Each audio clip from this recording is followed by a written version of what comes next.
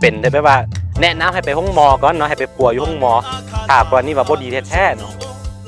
จึงลองมาหันมาลองดูว่าอยากเรื่องเป็นจะดีขึ้นกัน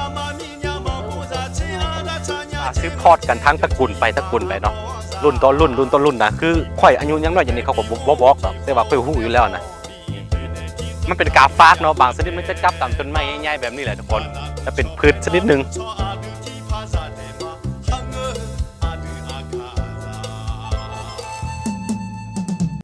สบายดีทุกคนนอนยินดีต้อนรับเข้าสู่ช่องอาคาน้อยเนาะกลับมาอีกแล้วเนาะกลับมายูพูยูปาหลังจากที่เรา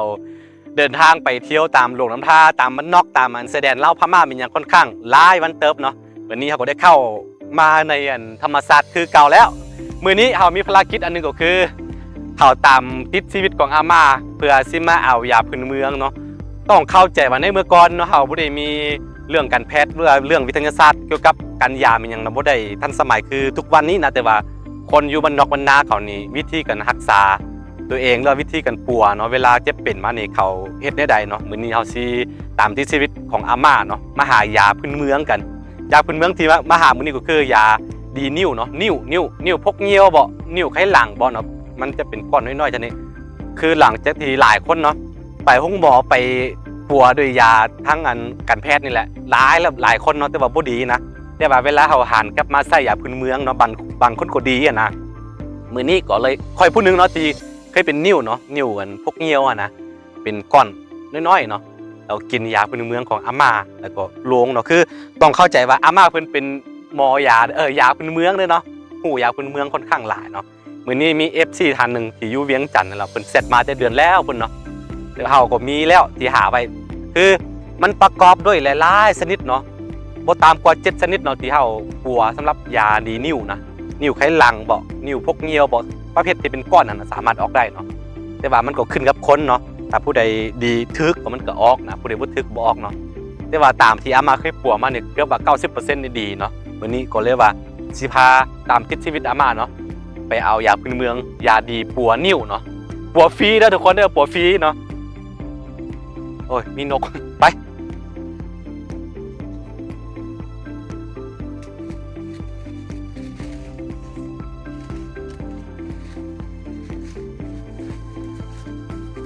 อ้วน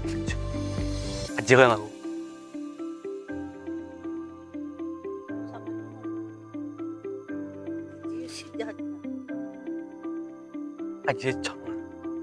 คือมันมีห้องหอยบนไหนจะว่ามันเป็นโตเป็นอย่างไรมีครีม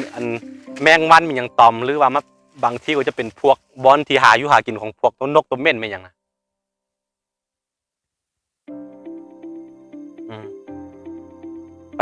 ไปต่อมา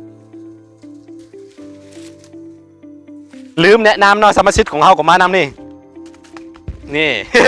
เจ้าบุญรอดเนาะเจ้าบุญรอดกับมานำ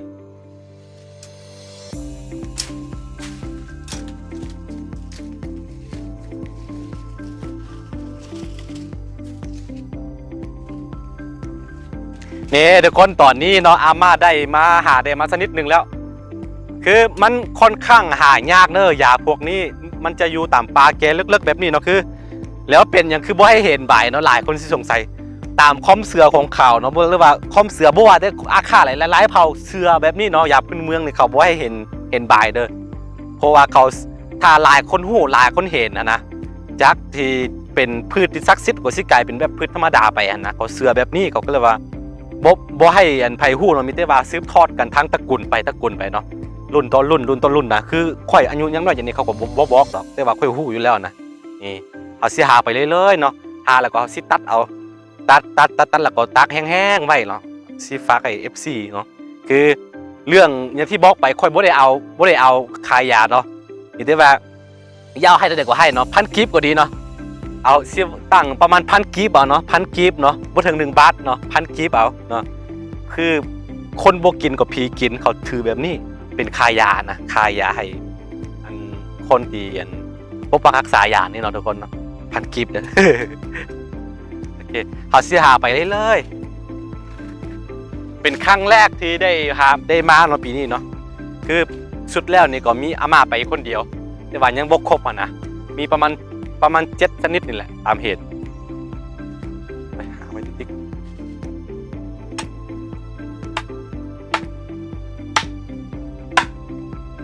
ตอนนี้อาม่ามาพบอีกชนิดหนึ่งเลยเนาะอันนี้ก็จะเป็นพืชอีกชนิดหนึ่งถ้าโบไทยใบมันไทยแบบนี้แหละทุกคนให้ได้เห็นกัน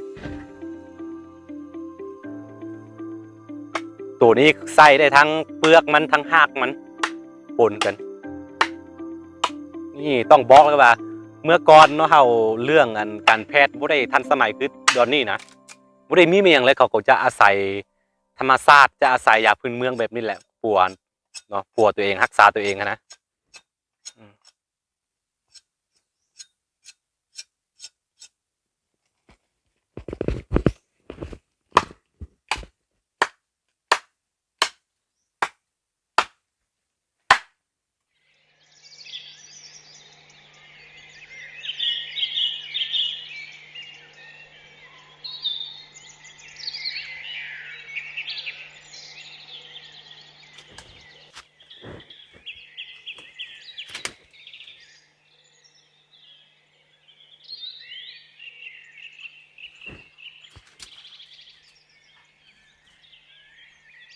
คือในระหว่างที่เฮาถ้าอาม่าหาอยู่เนาะเพราะว่าเฮาบ่ฮู้คือกันบางชนิดเนาะเฮาก็สิมาตามหาชนิดที่พืชที่เฮาฮู้นะแต่ชนิดที่เฮาฮู้นะตามหาเลยบางชนิดมันจะจับมันเป็นกาฝากเนาะบางชนิดมันจะจับตามต้นไม้ใหญ่ๆแบบนี้แหละทุกคนจะเป็นพืชชนิดหนึ่งขึ้นเอาลูกเอาสิหาไปเรื่อยๆมันจะมักจับตามต้นไม้ใหญ่ๆแบบนี้แหละ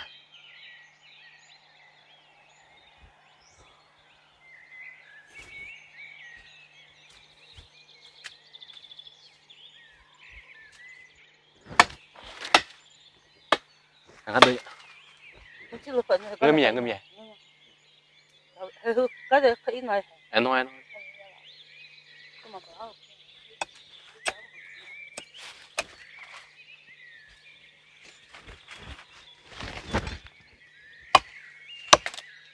คืออาม่าบอกว่าต้นนี้ก็แมนเนาะคือต้นตัวนี้ค่อยหู้คือกันตัวนี้เนี่ยสามารถกินจะนี่ก็ได้เนาะ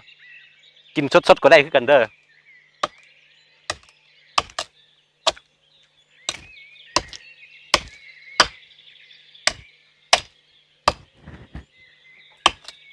เอาทักออกแล้วก็ค่อยเก็บทีหลังเอาก็ได้ตัวนี้มันตายแล้วเนาะต้น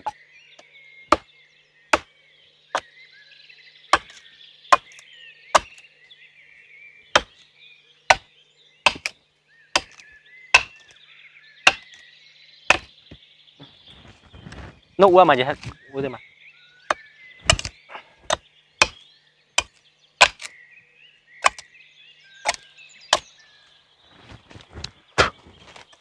ตัวนี้จะมีรสชาติหวานนิดนึงออกหวาน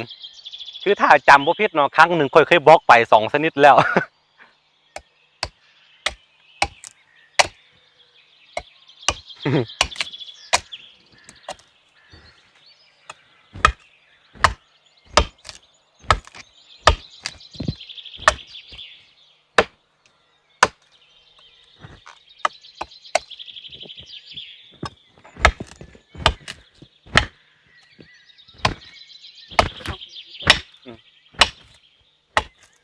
เวลากันไปหายาเนาะช่วงเวลาที่ดีที่สุดกันเข้าป่าหายาพื้นเมืองมันจะไปตอนเช้าๆกับตอนแรงจะไปตอนแรงเนาะตอนนั้นพระอาทิตย์ใกล้ตกนะ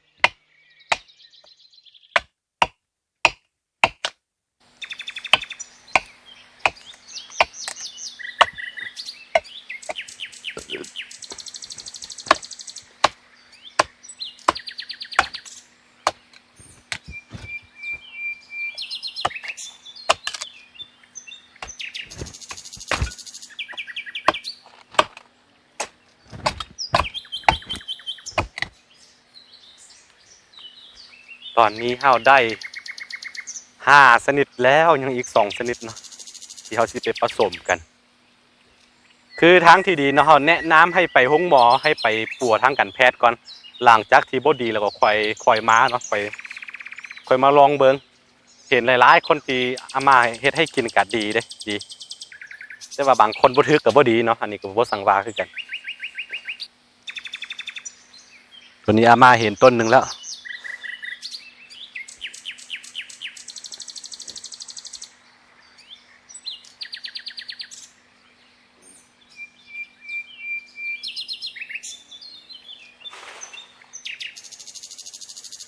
ต้องเอาไปล้างน้ำก่อนเด้นี่เอาไปล้างเดี๋ยวเขาไปล้างแล้วก็สิไป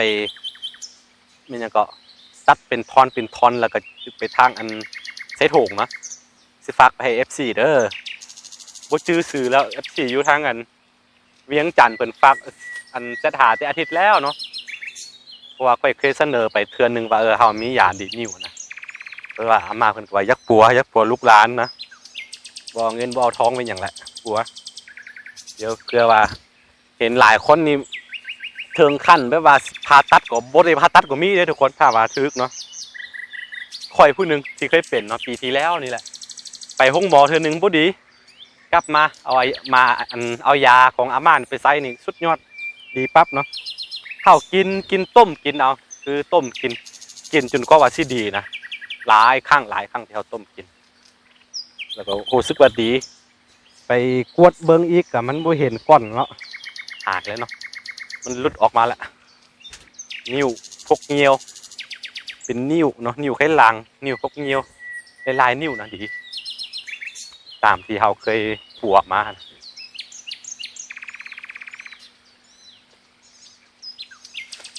มันจะอยู่ต่ำเม้นไว้เลยเนาะบอนที่ปลาซื่นๆแล้วบอนที่แบบว่ามีปลาแก่ๆนะปลาลึกเนาะมันจะมีหลายชนิดมันบ่เกิดขึ้นตามภูเขาแบบว่าภูหัวโล้นอย่างมันบ่มีเนาะต้องค่อนข้างหายากแหละต้องอยู่บอนที่มีปลาไม้อุดมสมบูรณ์ประมาณนี้เนาะโอ้คือเจ้าบุญรอดเนาะต้องแนะนำนิดนึงเจ้าบุญรอดในเวลาเข้าป่ามันจะย่านเนาะค่อนข้างย่านเนาะแต่อยู่บ้านนี่ดื้ออยู่พี่นี่งอยเลยเห็นบ่ค่อนข้างย่านปลาชั่วโมงอามากำลังเอาอยู่เนาะอันนี้ก็เป็นสิทธิ์ของเพิ่นบ่อยากให้เห็น ให้เห็นแต่ค่าของมันนั่นแหละทุกคนแต่ว่าค่อยนี่ค่อยดื้อค่อยเคยเสนอเทื่อนึงแล้วถ้าไปเคยเบิ่งคลิปเก่าๆเนาะเคยเสนอไป2ชนิดแต่ว่าในนั้นทั้งหมดนี่ที่เฮาใส่ในกับปัวนิ้วพญาตินิ้วนี่เนาะประมาณ7กว่าชนิดเนาะ7ชนิด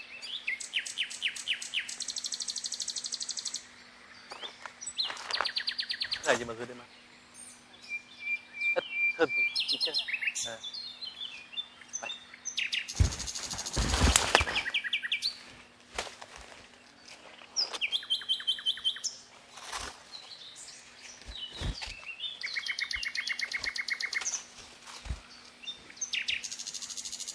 ก็พอมาเห็นอันนึงเลย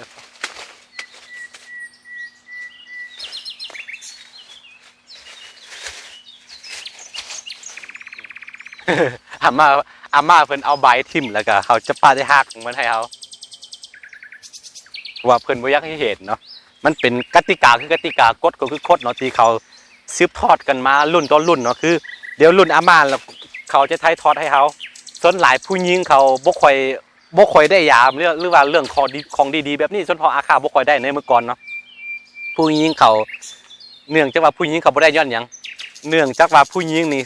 เวลาไปเอาผัวแล้วมันสิกลายไปเป็นตระกูลอื่นเด้ไปอยู่นำผู้อื่นเด้ก็เลยว่าเพิ่นบ่ค่อยบอกไม่หยังเกี่ยวกับเรื่องยาพื้นเมืองส่วนพออาคาในเมื่อก่อนเนาะ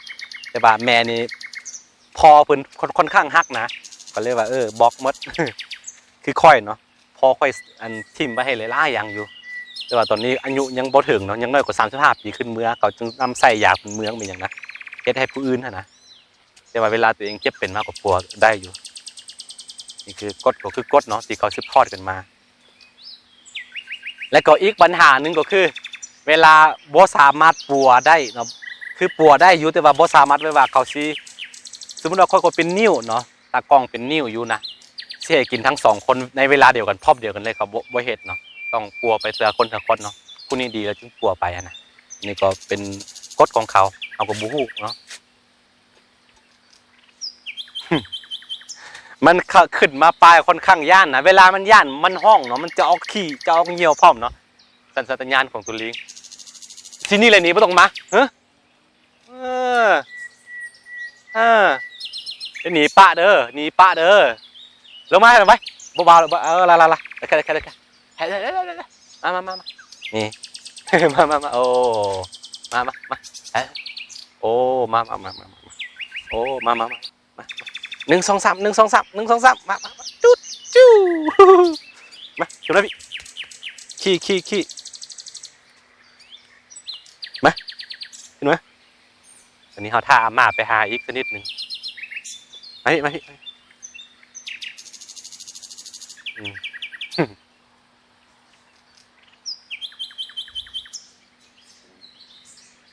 ลงมาเฮ้ลงมาคือเอาหางหายไปประมาณ10 ปลายมือมันคิดฮอดเนาะคิดฮอดเท้าเลยทุกคนกลับมาตอนทดสอบไปยามมันอะทุพี่ขึ้นมาไอ้ลิงขึ้นมาพี่ไอ้ลิงกระดิก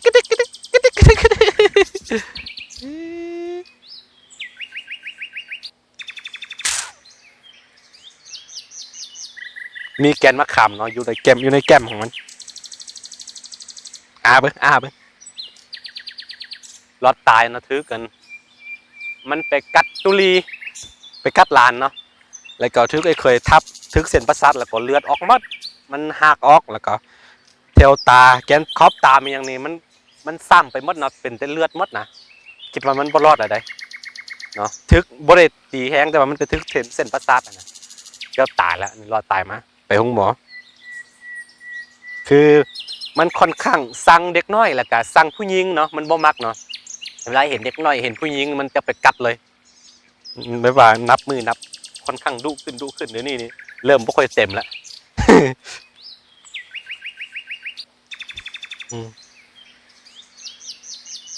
ค่อนข้างคิดดื้อไปขึ้น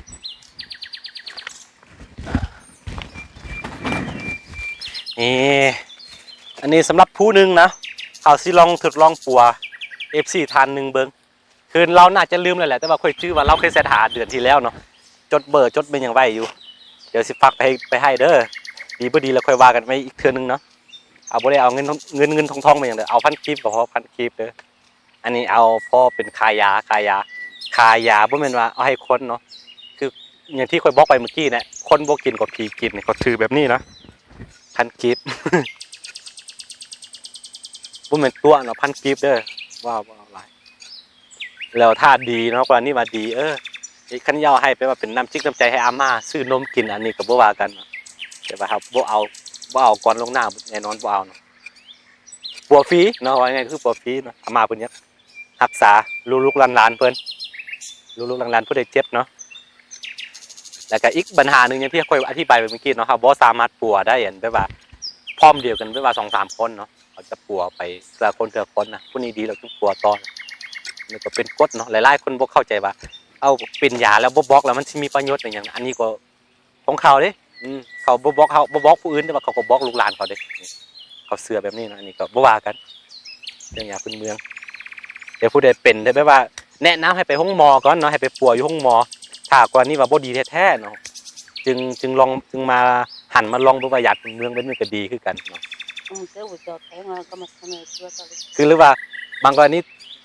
ที่เป็นก้อนน้อยๆเนาะเพียงแต่เขาซ้ำเอาตัวดิบๆตัวนี้เนาะหักตัวนี้นะย่ำก็ดีคือก็มีได้บางคนเนาะย่ำแล้วก็กลืนลงไปเอาน้ำกลืนลงไปเลยเพราะว่าค่อนข้างขมเด้อทุกคนเด้ออดกินเนาะ FC ผู้ใดอยากดีก็อดกินเนาะเอาสิฝากไปให้ FC ท่านนึงอยู่เวียงขนาดลืมซื้ออยู่ในโทรศัพท์มีอยู่เดี๋ยวเขาสิลองไปหาเบิ่งแล้วก็ฝากไปให้เพิ่นแต่ว่าค่าฝากใจเองเด้อเพราะว่าเฮาสิเฮ็ดทุกอย่างมันก็ยังบ่รวยถึงยังบ่มีหยังเถื่อเนาะต้องได้ก้มเองค่าฝากเนาะเดี๋ยวใจกันปลายทางเอาโอเคอามาเพิ่นอยากปวดลองเบิ่งเนาะแต่ว่าแนะนำให้ไปห้องหมอก่อนถ้าบ่ดีแท้ๆแล้วจึงลองมาหันมาลองใส่ตัวนี้เบิ่งเนาะเลยเป็นแล้วก็เวลาไปต้มเอาเนาะต้มแล้วก็เวลาต้มหั่นนะบ่ต้องเป่าเนาะบ่ต้องเอาพวดบ่ต้องเป่าใส่บ่ดีเวลากินก็บ่ต้องเป่าเวลาต้มก็บ่ต้องเป่าเด้อทุกคนเด้อ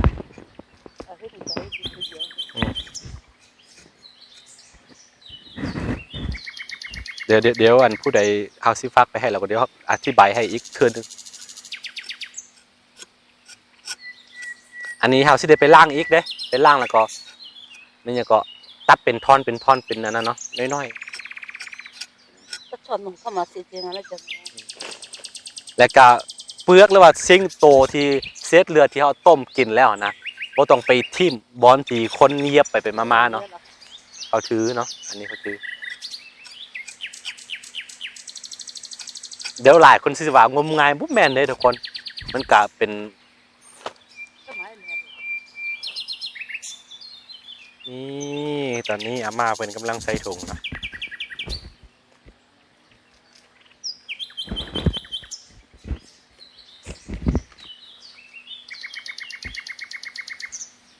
อันนี้คือน้องไซของตากล้องเด้อมื้อนี้มาเป็นตากล้องให้เอาเสี่ยวไปล้างอีกเทื่อนึงแล้วก็ไปตากอย่างที่ค่อยบอกไปเนาะไปตากดีๆก็จึงไปฟัก